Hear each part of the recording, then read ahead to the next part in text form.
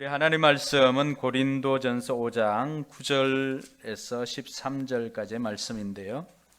우리 불편하지 않으면 자리에 일어나서 같이 한번 읽도록 하겠습니다.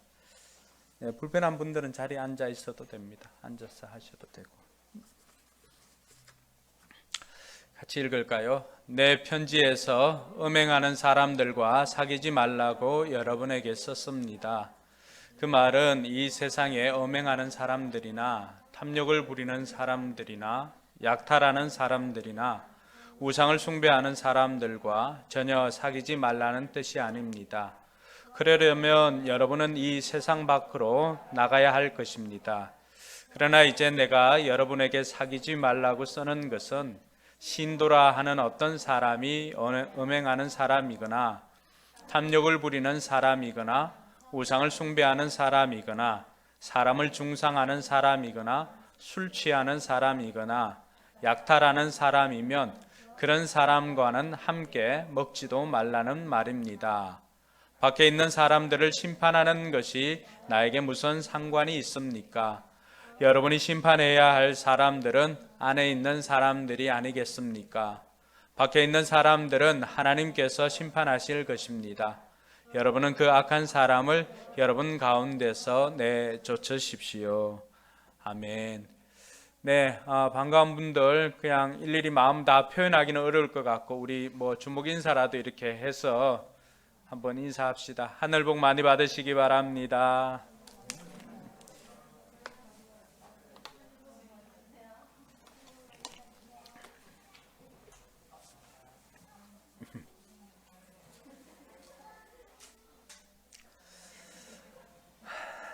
네. 못 보던 사이에 가장 많은 변화는 우리 아이들이 불쑥 컸다는 사실입니다. 네. 우리 하랑이 하율이 또 지원이도 그렇고 그리고 로운이는 벌써 아동이 된 듯한 그런 느낌입니다. 네, 감사합니다. 이번 명절 지나면서 보고 싶었던 프로그램이 있었는데 제가 이동하면서 못 봤던 것이 있습니다. 나훈아 스페셜. 목사가 그런 거 보냐라고 하는데 저도 나훈아 좋아합니다. 못 보다가 어제 집에 가니까 주일 준비하고 집에 가서 좀 있다 보니까 저녁 먹고 반석이가 이렇게 해서 찾아주었습니다. 나훈아 스페셜을 이렇게 보는데 그 가운데 가장 제게 인상적이었던 것은 여러 가지 인사이트를 얻는 것이 많이 있었습니다. 그런데 나훈아 씨가 54년 동안이나 가수로 살아오면서 그가 했던 한마디 한마디가 주옥같이 남아있지만은 저는 연습만이 특별한 것을 만든다라고 하는 그 문구가 굉장히 인상적이었습니다. 물론 노래를 만들고 또 노래를 부른 사람은 자유로운 영혼이 되어야 된다라고 하는 그런 말들이 또 여러 가지 마음의 울림이 있었지만 어쨌든 의미를 찾는 사람인지라 그 가운데서 의미를 찾다 보니까 연습만이 특별한 것을 만든다라고 하는 그 문구가 제 마음에 새겨지게 되었습니다. 그러면서 이 스페셜 장면들을 준비하면서 한 8개월 동안 준비하는 그 모습을 보았습니다. 그래서 그 8개월 동안에 수많은 연습을 통해서 무려 근 31~2곡 정도 이렇게 불렀던 것 같아요. 근데 30곡이나 작은 곡이 아님에도 불구하고 호흡이나 이런 것들이 전혀 딸리질 않더라고 하는 거죠. 그러니까 74살이잖아요, 그분이. 근데 74인데도 불구하고 호흡이나 이런 것이 전혀 딸리지 않더라고 하는 거죠. 그러면 그 무대에 서기 위해서 그가 노래 연습만 했는가? 저는 그렇지 않다고 생각합니다. 체력적으로도 그 몇 시간이나 또 며칠 동안 녹화를 하면서 할 수 있었던 것들을 버틸 수 있는 체력을 키우기 위해서도 연습을 했을 것입니다. 육체적인 연습도. 또 노래 연습도 했을 것이고 퍼포먼스를 위해서 여러 가지 연습을 해왔을 것입니다. 결국에는 우리에게 보여지는 것은 굉장히 매력적인 그러한 인물로 그 결과물을 우리가 보아왔지만은 그 결과물이 있기까지는 보이지는 않지만 수많은 연습이 오늘날 그로 하여금 굉장히 매력적인 사람으로 만들어 놓았다라고 하는 생각을 했습니다. 그러면서 우리 신앙은 어떨까 한번 생각해 보았습니다. 여러분, 우리 신앙도 매일매일의 경건이 오늘 보여지는 나를 만드는 것입니다. 우리도 그저 그 자리에 매력적인 신앙이 되는 것이 아니라고 하는 것이죠. 매일매일 힘들고 어려운 시간들을 내가 신앙인으로 살기 위해서 노력하고 부단히 그 말씀을 가지고 연습하지 않으면은 오늘의 매력적인 신앙인이 될 수 없다라고 하는 것입니다. 운동선수들도 마찬가지고 연주하는 분들도 마찬가지라고 하는 것이죠.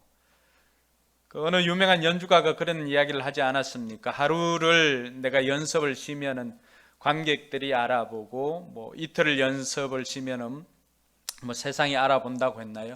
그 문구 자체는 제가 정확히 기억나지 않지만 그러나 연습하지 않는 나는 다 알더라고 하는 거죠. 오늘 우리 신앙인들도 마찬가지입니다. 매일매일 경건을 연습하지 않으면 우리의 삶을 신앙인으로서 합당한 삶을 살기 위해서 노력하지 않으면 오늘 매력적인 신앙인은 그냥 주어지는 것이 아니라고 하는 것입니다. 특별히 나훈아 씨의 예전 노래들은 제가 예전에 그리스도인으로 입문하기 전에 애창했던 노래들이 많이 있어가지고 저도 따라 부르고 했지만은 인상 깊었던 노래는 테스형입니다. 테스형. 어느 누가 소크라테스를 테스형이라고 부르면서 가요를 그렇게 만들 수 있을까 생각해 보니까 참으로 대단한 인물이다. 그 노래에 인생을 노래하는 그 모습을 보면서 이제 인생을 노래할 때가 되었구나라고 하는 그런 생각을 하게 되었습니다. 그러면서 이 나훈아 씨가 그런 이야기를 합니다. 세상이 왜 이런지, 인생이 왜 이런지 테스 형한테 물어보니까 테스 형도 뭐라고 했습니까? 잘 모른다고 하더이다. 그런 이야기를 했습니다. 근데 우리 인생의 답은 테스 형은 몰라도 답은 어디에 있죠? 고린도에 있다. 오늘 그 5번째 시간입니다. 고린도전서 4장까지는 고린도전서에서 그 파당의 문제를 다룹니다. 파당이 생기게 된 이유가 뭘까요? 성숙하지 못하니까, 어린아이 신앙을 가지고 있으니까 자기 위주의 신앙, 하나님을 보는 것이 아니라 사람을 의지하고 하다 보니까 성숙하지 못하고 제자가 되지 못하니까 자꾸 어린아이가 되고 또 육적인 것을 추구하니까 싸우게 되더라고 하는 거죠.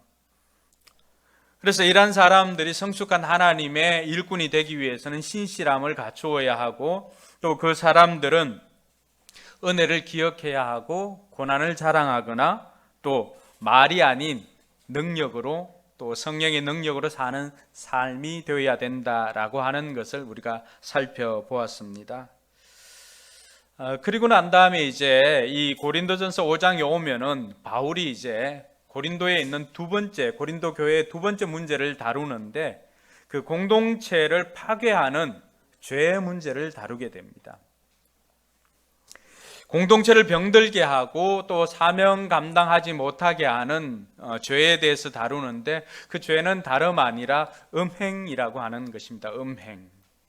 우리 흔히 스캔들이라고 하는 그런 이야기입니다. 이 스캔들이라고 하는 그 단어 원뜻은 걸려 넘어지게 한다라고 하는 것입니다. 공동체로 하여금 앞으로 나아가지 못하게 하고 공동체의 걸림돌이 되는 그 죄의 문제를 다루게 되는데 오늘 1절에 보니까 바울에게 그 공동체의 음행의 문제가 있다라고 하는 것을 듣게 되었던 것입니다. 우리가 흔히 교회 공동체는 치유 공동체가 되어야 되고 또 한 걸음 더 나아가서는 사명 공동체가 되어야 된다라고 하는 것을 종종 이야기를 합니다. 그래서 목장 안에도 내가 경험한 것들을 나누면서 함께 치유가 일어나고 또 나와 같은 것을 경험해주고 공감해주니까 거기에서 치유가 일어나게 되는 거죠. 그래서 목장이나 교회에 나오면 일단은 재밌고 또 기분도 좋아야 됩니다. 맛있는 거 먹기도 하고요. 또 내 마음을 알아주는 사람이 있으니까 위로가 되고 치유가 됩니다. 그런데 공동체는 거기에만 머물면 로타리 클럽이 됩니다. 우리끼리만 좋은 거예요. 우리끼리만. 근데 거기에서 한 걸음 더 나아가서 목장이나 교회 공동체가 뭘 하는 곳인가를 알아야 되는데, 그런 치유뿐만이 아니라 한 걸음 더 나아가서 사명 공동체가 되어야 된다라고 하는 것을 기억해야 합니다. 그러니까 우리에게 주어진 사명이 뭐죠? 결국에는 믿지 않는 영혼들을 전도해서 그 영혼 구원에서 그 사람들을 하나님의 제자로 만드는 것이 교회의 존재 목적입니다. 그런데 오늘 이런 치유 공동체와 사명 공동체, 이 공동체가 해야 될 일을 파괴하는 것이 있는데, 그것이 바로 죄의 문제입니다. 그 죄가 고린도 교회에서는 다른 것이 아니라 바로 음행이었습니다. 음행.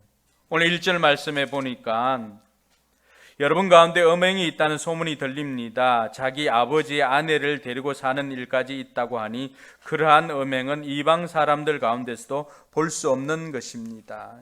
여러분, 이게 무슨 말입니까? 어떻게 보면은 이러한 주제들을 교회에서 또 아이들까지도 있는데도 불구하고 나누는 것이 쉽지는 않습니다. 그러나 이미 오래전에 고린도 교회에서 이런 일이 있다라고 하는 것은 이 시대에도 이런 일들이 있을 수 있음을 말해주고 있습니다. 고린도 교회에서 생겼던 문제가 뭘까요? 그것은 이 아들이, 교회를 다니는 이 아들이 아버지의 아내라고 했지만은 실제로 본 어머니나 이런 사람이 아니라 첩, 이런 사람들이겠죠. 그러니까 계모나 첩과 관계를 가지게 된 것입니다. 근데 바울이 교회 공동체 안에 이러한 죄가 있다라고 하는 것, 이러한 죄는 누구에게도 찾아보기 힘든 것이라고 했습니까? 세상 사람들에게도, 이방 사람들로 여겨졌던 세상 사람들에게도 이러한 죄는 찾아보기도 힘들다라고 했습니다.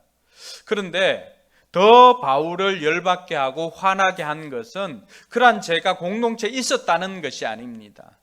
그 죄에 대한 이 공동체 안의 태도를 보고는 바울이 더 화가 나서 이 편지를 쓰게 되었던 거죠. 5장 2절에 보니까 뭐라고 말하고 있습니까? 그런데도 여러분은 교만해져 있습니다. 오히려 여러분은 그러한 현상을 통탄하고 그러한 일을 저지른 자를 여러분 가운데서 제거했어야 하지 않았겠습니까? 그런데 제거하지 않았다는 거예요.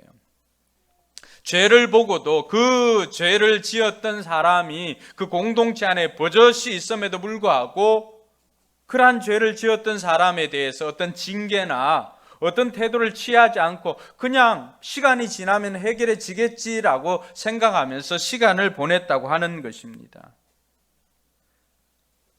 바울이 화나게 되었던 것은 이렇게 죄를 용납하면서도 그들은 뭘 자랑했습니까? 자기네들의 영적인 것들을 자랑하고요, 지혜로운 것들을 자랑했습니다.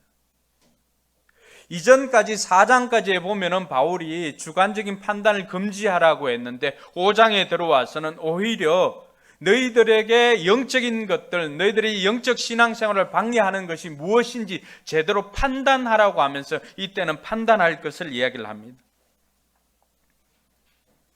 왜 고린도 교회 성도들이 이렇게 그 죄에 대해서 아무렇지도 않게 생각하고 그냥 그 공동체 안에 두게 되었을까요?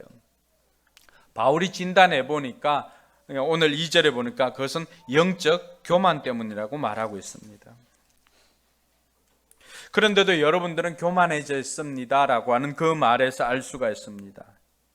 여러분, 고린도 교인들은 어떻게 보면 성적인 문제에 대해서는 굉장히 관대했습니다. 왜 그럴까요?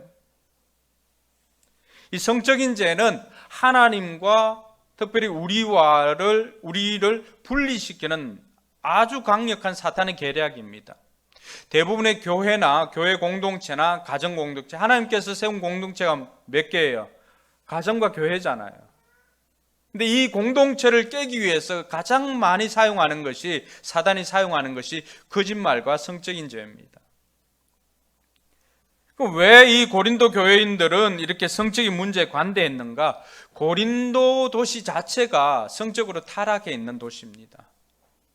그래서 영어로도 이 고린도스럽다라고 하는 그 단어는 성적으로 굉장히 문란하다라고 하는 단어로 지금도 사용하고 있습니다. 그만큼 문란해져 있는 도시입니다.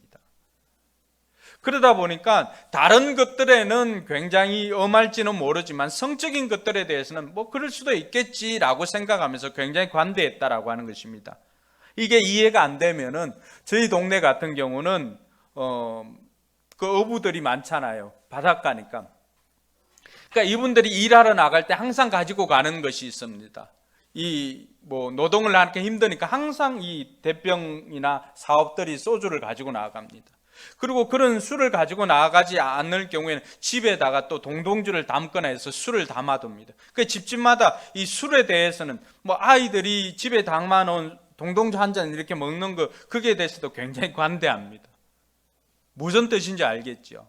그 동네 자체가, 도시 자체가 어떤 그러한 분위기가 있는 것입니다. 여러분, 소돔과 고모라에서는 어떤 일이 생겼습니까? 소돔과 고모라에서도 그런 성적인 범죄들이, 성적인 일들이 일어났지만은 어떻습니까? 그 주민들은 거기에 대해서 별로 뭐 크게 심각하게 생각하지 않고 오히려 동성애를 추구하는 것들까지도 요구를 하고 하는 이런 지경에 이르게 되었던 것입니다.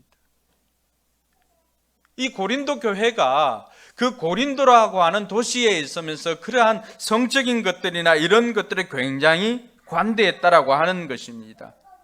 고린도 교회 성도들이 고린도 도시에 있으면서도 이 사람들이, 고린도 교회 성도들은 성도가 되었음에도 불구하고 아직도 어떤 사람이 있는 거예요? 옛 습성을, 옛 습관을 버리지 않는 사람들이 있었다는 거예요. 고린도 교회 성도들에게는 그것이 음행의 문제지만 오늘 우리에게는, 각자에게는 또 다름의 문제입니다. 우리에게는 음행이 아닐 수가 있어요. 어떤 사람에게는 술이 될 수도 있고 어떤 사람에게는 담배가 될 수도 있고, 교회 앞에서 하지를 못하고 숨어서 하는 모든 일이라고 할 수가 있습니다.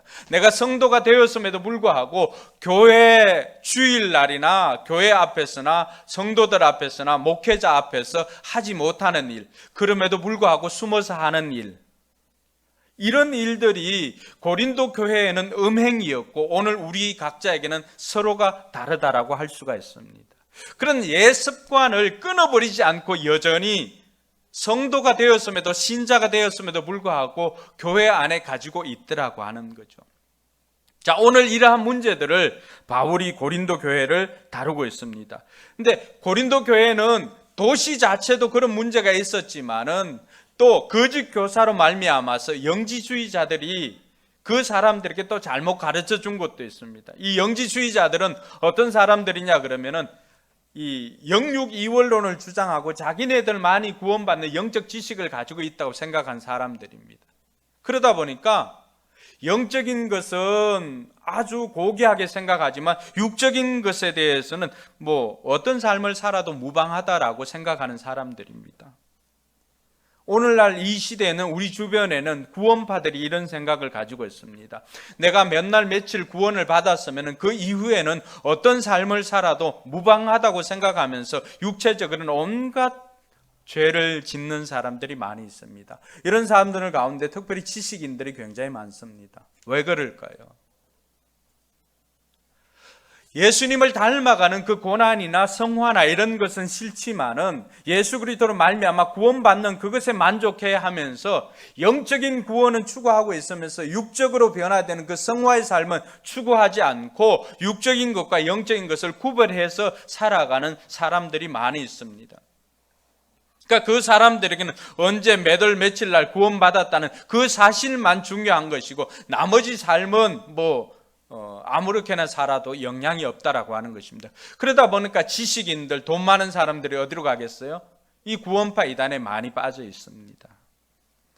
해마다, 요즘은 좀 덜한 것 같지만 해마다 잠실 체조장인가요? 그 제3 거듭남의 비밀, 이런 것을 하는 쪽이 구원파입니다. 그러니까 이러한 고린도 교회 성도들이 이러한 거짓 교사들을 통해서 영적 교만한 이러한 죄를 짓게 된 것도 하나님 말씀에 대한 경외함보다는 뭐에 더 관심이 있는 거예요?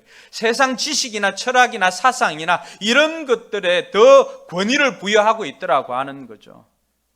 우리가 확신의 삶을 배워보면은 네 가지 권위의 원천에 대해서 배우게 되는데 내가 어디에 권위를 더 두고 있느냐라고 하는 것이죠. 근데 고린도 교회 성도들을 보니까 성경에다 권위를 두고 있는 것이 아니라 이 사람들의 권위는 뭐예요? 헬라 지식이죠. 헬라 지식, 철학, 사상. 그러니까 그런 이야기를 하는 철학적인 이야기를 하는 사람들 보면 더 대단해 보이고 더 똑똑해 보이고 유식해 보이는 신자처럼 살아가더라고 하는 거죠. 그러나 삶이 따라주지 않는 그러한 것들은 아무것도 아니라고 하는 것입니다. 정작 아무것도 알지 못하지만 덮어놓고 믿는 우리 장모님이 더 신앙이 좋다라고 하는 것입니다. 그렇다고 해서 우리 장모님이 아무것도 모르는 건 아니지만 어쨌건 유식한 것처럼 마치 세상에 하나님이 계신가 계시지 않는가 그러한 것들을 증명하기 위해서 온갖 두꺼운 책을 읽고 삶은 따라주지 않는 그런 껍데기 분인 그 사람보다도 덮어놓고 믿는 우리 어머님들이 더 신앙이 좋다라고 하는 것이죠. 오늘 고린도 성도들이 빠진 이러한 것들이 뭔가요? 그들은 성경의 권위보다도 세상 지식이나 세상 학문이나 이런 것들에 더 권위를 두다 보니까 성경대로의 신앙을 놓쳐버린 거예요. 그러니까 성경대로의 신앙을 놓쳐버리니까 남들이 다 하니까 그 안에서도 옛날 습관을 가지고 그대로 들어와 가지고 신자가 되었음에도 불구하고 옛 습관을 버리지 못하고 그대로 들어와 있는 그들을 보면서 바울이 그들에게 권면을 하고 있는 것입니다. 왜 바울이 이렇게까지 죄에 대해서 엄하게 다스릴까요? 그것은 바울이 이야기하는 것은 죄가 퍼지기 전에 빨리 잘라버리라고 하는 것입니다. 오늘 말씀 2절에도 그렇게 나와 있고 13절에도 그 사람들은 쫓아내라고 했습니다. 다른 말로 표현하면은 징계를 하라고 하는 것입니다. 징계. 옛 습관을 버리도록 가르치고 그래도 따르지 않거든 그 사람들은 징계해서 쫓아내라고 하는 것입니다. 바울이 이렇게까지 강조한 이유는 다른 것이 아니라 바로 죄의 속성 때문에 그렇습니다. 바울이 죄의 속성을 뭘로 비유를 했습니까? 누룩에다가 비유를 했습니다. 여러분 누룩을 이렇게 작은 것이라도 누룩을 잘 이해를 못하면 우리가 빵 오래 먹지 않아서 있으면 파란 곰팡이, 푸른 곰팡이 있잖아, 그죠? 근데 그것만 있는 줄 알았더니만 갔다 와 보면 저녁에 되고 나면은 그 곰팡이가 온 빵에다가 가득하게 이렇게 들어있는 것을 봅니다. 죄가 바로 그렇다는 거예요. 처음에 보일 때, 처음에 그 푸른 곰팡이 보일 때 그 부분을 드러내지 않으면은, 그러니까 좀 씻어 놓거나 그렇게 하고 그냥 두면 어떻습니까? 시간이 지나면 또 확 번지죠. 아예 그 부분을 완전히 드러내지 않으면은 누룩이 퍼지는 것처럼 곰팡이가 퍼지는 것처럼 죄가 공동체를 파괴한다라고 하는 것입니다. 그러니까 바울은 그것을 끊어내라고 이야기를 하고 있는 것입니다. 지금 끊지 않으면은 그것으로 그 공동체가 무너지는 것입니다. 바울이 오늘 이 고린도 교회에 향해서 다른 교회들은 다 편지를 짧게 이렇게 썼어요. 근데 고린도 교회만큼은 2번 썼고 3번 썼는데 한 번은 여기에 기록되어 있지는 않습니다. 그냥 편지를 했다라고 이야기를 하고 있는데 한두 번이 아니잖아요. 오늘 9절 말씀에 보니까 내가 너희에게 쓴 편지에 음행하는 자들을 사귀지 말라 했거니와 라고 했는 거 보면 어떻습니까? 그 이전에도 편지를 미리 보냈는데 뭐 하라고 했어요? 그 사람들과 사귀지 말라, 내쫓아라고 했는데 여전히 그 공동체 안에 있는 거예요. 듣지를 않는 거죠. 권위에 순종하지 않는 거예요. 그 말을 순종하지 않는 거예요. 그러면서 삶이 변하기를 추구하고 있는 그들을 향해서 세상 지식은 자랑하지만 정작 신앙은 없는 빈 껍데기만 있는 고린도 교회를 향하여서 어떻게 하는 것이 너희들 신앙이 자라고 성숙한 제자로 살아가는 것인가를 바울을 통해서 오늘 듣게 되는 것입니다. 디테일의 힘이라고 하는 그 책 보면은 거기에 쇠못 하나에 제국이 무너지네라고 하는 그 시가 있습니다. 그 시가 이런 것입니다. 쇠못이 빠지니 말발굽이 갈라지네. 말발굽이 갈라지니 전마가 자빠지네. 전마가 자빠지니 기사가 넘어지네. 기사가 넘어지니 군단이 쓰러지네. 군단이 쓰러지니 전사가 무너지네. 전사가 무너지니 제국이 망하네. 왕중추시가 쓴 그 디테일의 힘 2권에 나오는 그러한 내용입니다. 여러분, 제국, 그 로마 제국과도 같은 거대한 제국도 뭐 하나에 무너진다고요? 쇠못 하나에 무너지더라고 하는 거죠. 우주를 뭐 탐사하고 하는 그런 왕복 우주 탐사선도 뭐 때문에 폭발하고 합니까? 뭐 볼트너트나 이런 거 하나 제대로 안 잠겨가지고 무너집니다. 죄가 그렇습니다. 제국에 비해서 쇠못은 비교할 바가 없이 작은 것이잖아요. 우리 몸에 비해서 바이러스는 비교할 바 없이 작은 것이잖아요.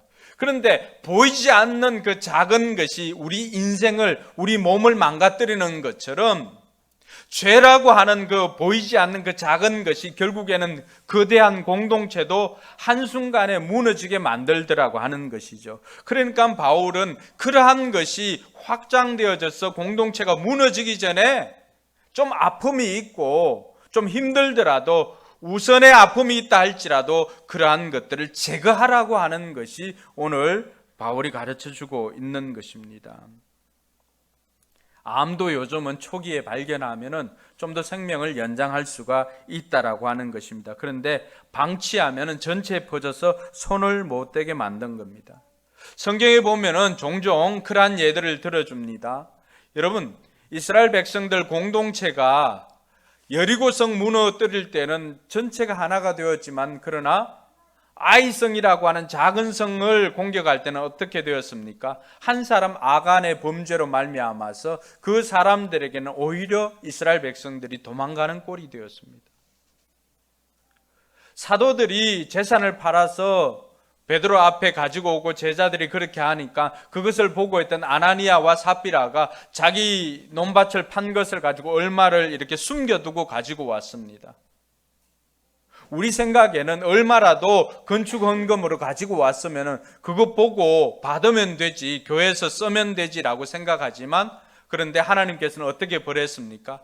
그 공동체의 거룩함을 깨뜨리는 그들의 행동, 그것을 보고 아나니아와 삽비라를 적사시켰습니다. 지금 우리가 볼 때는 이해가 되지 않는 부분이죠. 근데 하나님께서는 뭘 소중하게 생각합니까? 공동체입니다. 공동체.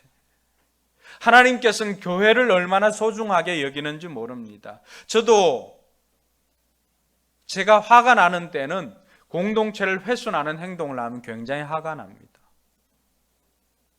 공동체를 지켜야 할 사람들이 오히려 공동체를 파괴하는 일을 하게 되면 굉장히 화가 납니다. 왜요?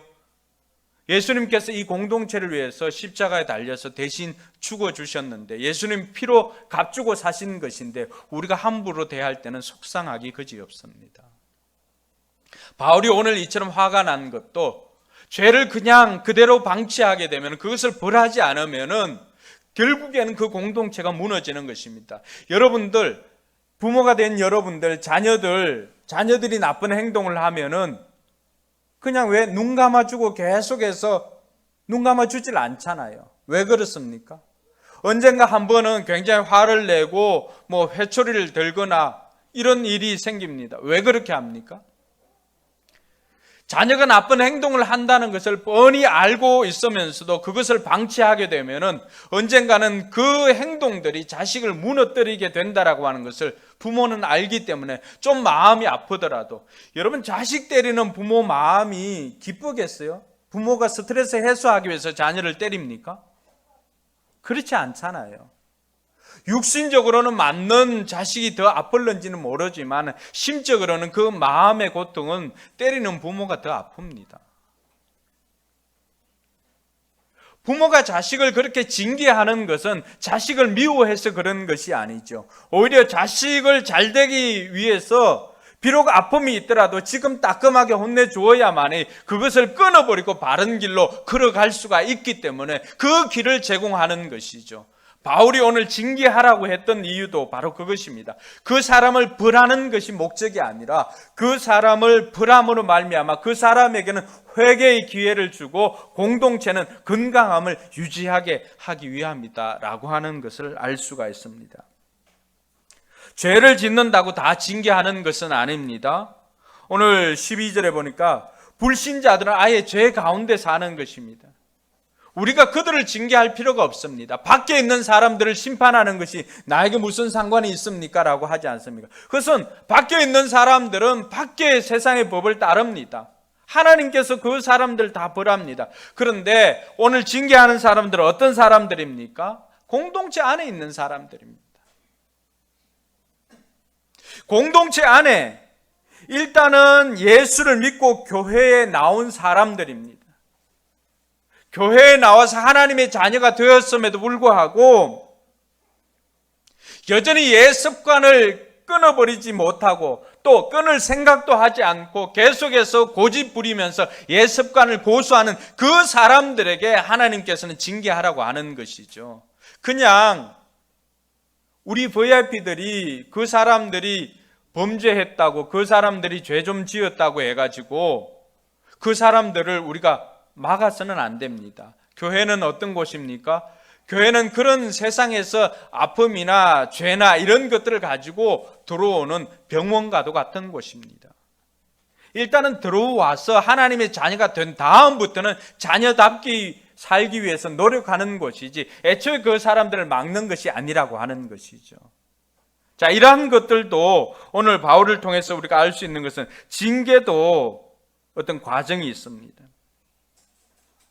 징계도 함부로 모든 사람들을 다 징계하는 것이 아니라 죄를 지으면서도 자신의 죄를 인정하지 않고 변화하려는 노력도 없고 죄의 삶을 고집하는 사람들, 그 사람들에 대해서는 징계하라고 하는 것입니다. 오늘 옛 습관을 가지고 있지만은 예를 들어서 가장 쉽게 우리가 이해할 수 있는 부분이니까 담배 피우는 것이 죄가 되지는 않습니다. 성경에서는 그렇지만은 덕이 되지 않기 때문에 그것을 끊으라고 하는 것이죠. 최소한 우리나라 문화에서는 그렇습니다. 자, 예수 믿기 전에 담배를 피웠다. 오케이. 근데 예수 믿고 난 다음에도 계속적으로 담배를 피우고 있으면서도 그게 부담을 가지고 있지 않는다면은 거기에 대해서는 이야기를 하는 거예요. 근데 예수 믿고 난 다음에 보니까 이게 덕스럽지 못하다. 나도 끊어야 되겠다라고 생각하고 시도를 하는 사람들은 우리가 어떻게 해야 됩니까? 그 사람들은 격려하고 그 사람들은 기도해주고 도움을 줘야 합니다. 근데 오늘 징계해야 될 사람은 어떤 사람이에요? 그것이 죄인 것을 알고도 그것을 끊으려는 의지도 없고 변하려는 의지도 없고 예전의 삶은 그 죄의 삶을 고집하는 사람에 대해서는 이야기를 하는 것입니다. 믿지 않았을 때의 삶의 방식을 그대로 고수하는 그 사람들을 향해서 바울은 몇 번을 징계를 하라고 이야기를 하는 것이죠. 자, 왜 이렇게 징계를 해야 되냐 그러면 이런 삶을 방치하게 되면 어떻습니까? 그 공동체는 저래도 되는구나. 왜 우리가 술이나 담배나 이런 것이 우리 문화에는 맞지 않다고 얘기를 합니까? 예를 들어서 우리 목자나 이런 사람들이 술 먹고 또 담배 피우고 이렇게 하면은 목원들은 어떻게 될까요? 그걸 그냥 당연시 받아들이면 저래도 되는구나. 목장에서는 저래도 되는구나. 밥 먹고 반주 한잔 하고 한 대씩 피우고 이렇게 해도 되는구나. 이걸 정상으로 안다라고 하는 거예요. 종류는 다르지만은 오늘 고린도 교회에서는 음행의 문제를 가지고 있으면 이게 공개적으로 다 드러난 거잖아요. 공개적으로 드러난 것들은 공동체가 공개적으로 해결하라고 하는 것입니다. 그러니까 그런 것들을 통해서 이것이 당연시 되지 않도록 분명히 우리는 옛 누룩을 버리고 새로운 새 가죽의 새 부대를 넣어야 할 사람임에도 불구하고 여전히 옛 습성 가운데 붙잡혀 있으니까 거기에 대해서 성경은 말하고 있는 것입니다. 그래서 징계를 할 때도 처음에는 가능하면 그 사람과 1대1로 만나서 마태복음 18장에 보니까 가능하면 그 사람 1대1로 만나서 조용히 권면하라고 이야기를 합니다. 그 다음에는 그래도 듣지 않으면 두 사람의 증인을 데리고 가서 말마다 확증하라고 합니다. 그래도 듣지 않으면 교회 공동체에 오픈을 하라고 이야기를 합니다. 그래도 듣지 않으면 출교시키라고 이야기를 합니다. 내쫓으라고 하는 거죠. 왜 그럴까요? 그렇게 은밀하게 그 사람이 인격적으로 대우해주고 해도 변화할 기미가 안 보이고 변화할 의지도 없고 예습성을 그대로 고집하는 사람들은 더 이상 공동체에 유익이 되지 않더라고 하는 거죠. 물론 공동체에 유익이 되는 사람을 받아들이는 것이 아니라 그 사람이 공동체에 와서 변화가 되는 것이 우리의 목적입니다. 그런데 변화라는 의지도 없고 오히려 공동체 분위기나 이런 것들을 신앙생활하는 것들을 방해한다라고 한다면 그 공동체의 거룩함을 위해서라도 징계를 하라고 하는 것이 바울이 오늘 고린도 교회를 향한 편지였습니다. 그래서 그 징계의 목적은 그 사람을 벌하는 것이 아닙니다. 그 사람을 돌이켜 회개시킬 수 있는 기회를 주는 것이고 공동체는 순수성을 회복하라고 하는 것입니다. 그래서 이 징계라고 하는 것이 마지막 최종적인 것이 되어야 됩니다. 처음부터 여러분 아이가 잘못하면 처음부터 회초리 됩니까? 그렇지 않죠. 몇 번의 경고를 주지요. 지원아 그만 뭐 이렇게 하잖아, 그죠? 안 돼, 그만, 세 번째야, 안 돼, 한 번만 더 하면 해초리야, 이렇게 하고 때리잖아요. 징계도 마찬가지라고 하는 거예요. 징계라고 하는 것은 여러 번 이렇게 권면하고 또 기회를 주고 하고 최종적으로 하는 것이 이 징계라고 하는 것을 알 필요가 있습니다. 근데 징계할 때는 단호하게 해야 됩니다. 여러분, 고름은 아무리 크게 있어도 그건 살이 되지 않습니다. 죄가 우리 몸에 있는 이상은 그것이 아무리 크게 있어도 그것 자체가 우리 몸에 도움이 되는 살이 되지 않습니다. 그래서 그러한 것들은 아픔이 있어도 과감하게 잘라내야 됩니다. 그것이 살 길입니다. 그래서 징계는 수술과도 같은 것입니다. 오늘 이러한 것들을 알고 우리는 믿는 성도로서 우리는 어떻게 생활해야 할 건가? 저는 두 가지 한번 생각해 봤으면 좋겠습니다. 하나는 세상에서 빛과 소금으로 사는 것입니다.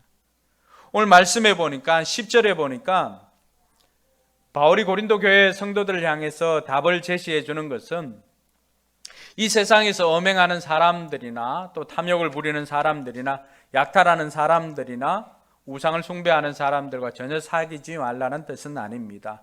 그러려면 여러분은 이 세상 밖으로 나가야 할 것입니다.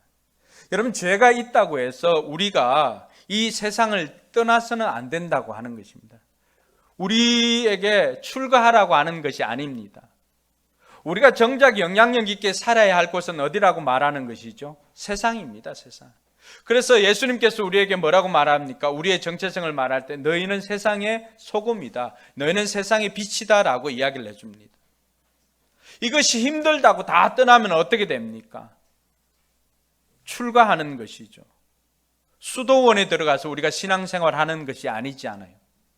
어떻게 보면 우리의 신앙은 불교나 아니면은 캐톨릭이나 다른 종교들보다도 훨씬 더 높은 에너지가 드는 이유가 뭘까요? 그것은 이 세상 속에서의 거룩함을 추구하기 때문입니다. 주님께서 오늘 바울을 통하여서 고린도 교회의 음행에 대한 이야기를 들려주면서 우리에게 던져주는 그 첫 번째 메시지가 바로 이것입니다. 너희는 세상의 소금이다, 너희는 세상의 빛이다 라고 하면서 우리에게 세상에서 그 안에서 소금처럼 살아라고 하는 거예요. 그 안에서 빛처럼 살아라고 하는 거예요. 그것이 공동체를 살리는 길이고 그것이 우리의 거룩함을 추구하는 길이다라고 하는 것을 가르쳐 줍니다. 두 번째로 말해주고 있는 것은요, 우리가 삶의 기준을 만들어 가야 합니다. 많은 사람들이 힘들다고 세상과 쉽게 타협하며 삽니다. 그 힘드니까 그 자리를 지키지 않고 그 자리를 떠나갑니다. 우리가 신앙생활을 하는 것은요, 일정 부분 힘든 부분이 있습니다. 더군다나 이런 작은 개척교회에서 섬기는 것은요, 일정 부분 힘든 부분이 있습니다. 분명합니다. 그런데 이것이 힘들다고 해서 이 자리를 떠나갔을 때 우리의 신앙이 자라는가? 그렇지 않습니다. 하나님께서 우리에게 원하는 것이 무엇일까요? 힘들고 어려울 때라도 전사님이 처음에 찬양하면서 했던 것처럼 그 힘든 순간에도 함께하는 사람이 있으면 같이 갈 수 있는 거예요. 많은 사람들이 떠나는 사람들은 그 이유가 뭘까요? 공동체와 함께 짐을 지기보다는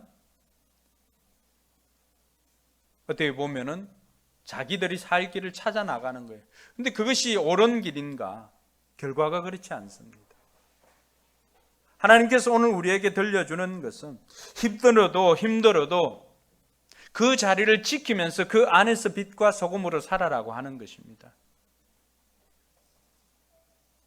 그러면서 저와 여러분들에게 하나님께서 주시는 메시지는, 저는 여러분들에게 너무나 감사한 것은 여러분들이 어떤 높은 직분이나 이런 것을 가지고 있지 않아도 여러분들이 목장에서 목녀로서 또 목장 식구로서 그 자리를 든든하게 지키는 것, 그것만으로도 이미 여러분들은 할 일을 충분히 하고 있다고 생각합니다. 너무나 감사를 드리고요. 하나님께서 우리에게 뭘 기대를 할까요? 오늘 우리가 신자가 되었음에도 불구하고 날마다 하나님 앞에 나와서 용서를 구하는 삶을 사는 것이 아니라 이제는 선한 영향력을 끼치는 삶을 살아라고 하는 것입니다. 반복해서 짓는 죄로 말미암아서 하나님 오늘 또 용서를 구합니다. 물론 용서해 주시죠. 근데 반복해서 용서를 구하는 삶이 아니라 이제는 그 죄에서 벗어나서 다른 사람들에게 선한 영향력을 끼치는 삶을 사는 자리에까지 나아갈 수 있기를 주님의 이름으로 축복합니다. 창세기에 나오는 4명의 족장은 그렇게 살았던 사람들입니다. 이 사람들은 가나안에 살았던 사람들이 아니잖아요. 가나안 축복의 땅을 약속을 받았지만은 아브라함도요 애굽에 내려갔다가 왔고요. 이삭은 어떻습니까? 야곱, 요셉, 이들 모두 세상 가운데서 치열하게 신앙인으로 살았던 사람들입니다. 근데 이 사람들이 그 사람들과 다투지 않고요, 이삭 같은 경우 우물을 팔고 사람들이 와서 요구를 하면 그건 내주고 그냥 떠났습니다. 그리고 다른 데 손을 대면 어떻게 되었습니까? 그게 또 우물이 나오는 거예요. 아브라함, 이삭, 야곱, 요셉이 보여주었던 것은 무엇입니까? 세상 가운데서 살았지만은 그런데 스스로 평가한 것이 아니라 그들을 보고 있는 주변의 사람들이 뭐라고 평가했습니까? 아, 네가 믿는 하나님이 진짜 하나님이구나. 하나님이 너와 함께 하시구나. 이런 이야기를 해 주었다는 거죠. 저는 우리가 이 땅 가운데 살아가는 것이 최소한 이 정도 좀 살았으면 좋겠습니다. 우리의 삶을 통하여서 이 어려운 시기에 사람들이, 예수 믿지 않는 사람들이, 또 심지어 예수 믿는 사람이라 할지라도 믿음 없는 사람들이 우리의 사는 모습을 보고요, 우리의 삶을 보고, 야, 너는 진짜 하나님 믿는 사람 같구나. 너를 보니까 하나님이 함께하는 것을 내가 알겠다라고 하는 삶의 영향력을 끼치는 저와 여러분들이 되기를 바랍니다. 그래서 날마다 죄의 문제를 고민하지만 치열하게 그것과 싸우면서 지금보다는 더 나은 내일을 위하여서 죄와 부단하게 싸우고, 그럼에도 불구하고 세상 가운데서 좀 믿는 신자로서 어떻게 살아야 할 것인지 세상 사람들에게 영향을 끼치며 사는 저와 여러분들이 되기를 바랍니다. 여러분, 이번 한 주간 이 2가지 한번 실천해 봅시다. 하나는 내 삶의 현장에서 내가 빛과 소금으로 사는 것입니다. 치열하게 좀 죄 안 짓도록, 죄 안 짓고 좀 예전의 옛 습관을 끊기 위해서 노력을 하고, 2번째는 그 죄로 말미암아서 계속해서 용서만 구하는 삶이 아니라 이제는 내 주변에 있는 사람들에게 선한 영향력을 끼치는 삶이 되도록 좀 선한 이웃에 도전하는 그런 복된 한 주가 되었기를 주님의 이름으로 축원합니다. 이 둘 중에 어떤 것을 붙잡든지 여러분들이 선택하시고 그것을 가지고 결단하고 주님께로 나아가는 저와 여러분들이 되기를 주님의 이름으로 축원합니다. 기도하겠습니다.